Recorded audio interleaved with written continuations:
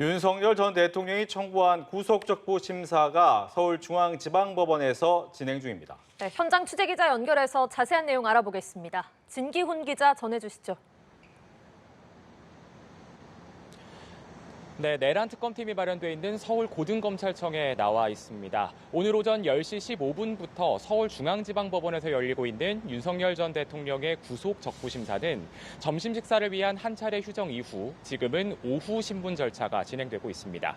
윤 전 대통령이 직접 출석한 가운데 오전 신문 절차에선 청구인인 윤 전 대통령 측의 변호인의 변론이 있었습니다. 윤 전 대통령 측은 특검이 추가 기소한 범죄 사실이 소명되지 않고 구속영장 발부 사유인 증거인멸 우려에 대해서도 구체적으로 반박했습니다. 총 140여 쪽에 달하는 PPT를 준비한 윤 전 대통령 측은 오후 신문에선 윤 전 대통령의 당뇨 등 악화된 건강 상태를 구체적으로 설명할 방침입니다. 또 오늘 심사 말미에는 윤 전 대통령에 대한 신문과 윤 전 대통령이 발언 순서를 갖고 자신의 건강 상태를 직접 밝힐 것으로도 보입니다.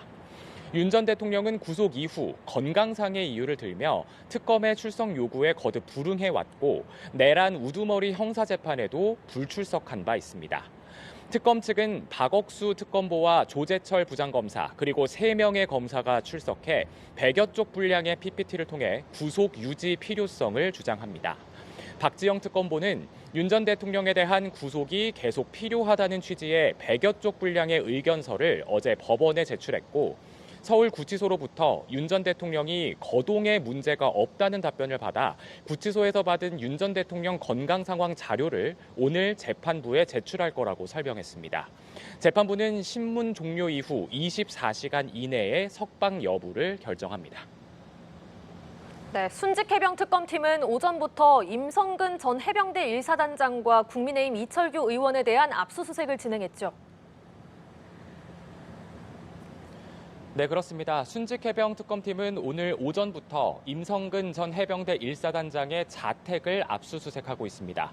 또 구명 로비 의혹과 관련해서 국민의힘 이철규 의원의 사무실과 자택, 그리고 임 전 사단장의 부인과 극동방송 등 오늘만 10여 곳 장소에 대한 압수수색에 착수했습니다.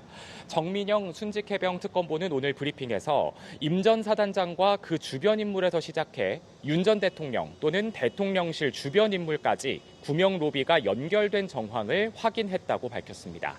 그러면서 사건의 중요한 시점마다 이들과 연락을 주고받은 당사자들 중 확인이 필요한 사람들을 대상으로 압수수색을 진행하고 있다고 설명했는데요. 윤석열 전 대통령에게 임 전 사단장에 대한 구명 로비가 이루어진 정황을 포착했다는 취지입니다.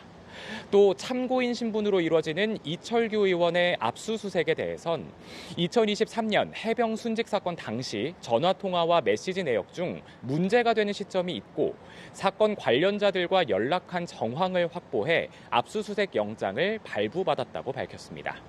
또 개신교 선교 방송인 극동방송의 경우 일부 관계자들이 구명 로비와 관련해서 대통령실 측과 연락을 한 정황이 포착된 걸로 알려졌는데요. 특검은 특히 극동방송 이사장인 김장환 목사, 백명규 해병대 군종 목사 등이 임 전 사단장 구명 로비에 관여했을 가능성을 의심하고 있습니다. 지금까지 서울고등검찰청에서 연합뉴스TV 진기훈입니다.